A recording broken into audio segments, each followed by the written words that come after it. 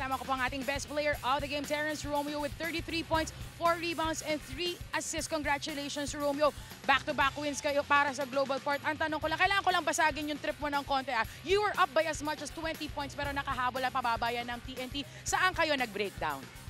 Nag-relax kami sa depensa tapos yung transition defense namin, doon kami na nakahabol yung token tech. Medyo lumuwang yung depensa namin sa transition. Pero napaka-impactful pa rin ng iyong presensya on the court. Natalo nyo ang TNT. Slowly, you are really introducing yourselves as a powerhouse team. Ano ang pinangahawakan ng Global Port? Paano nyo narating ang posisyon na yan?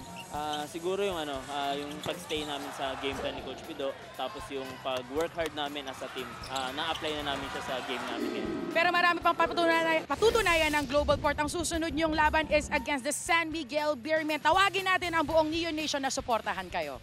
Yun, sa lahat ng Global Port fans, sana suportahan nyo kami. Singit lang, binabati ko yung mama ko, papa ko, si Pia, si Tonton, yung kuya ko.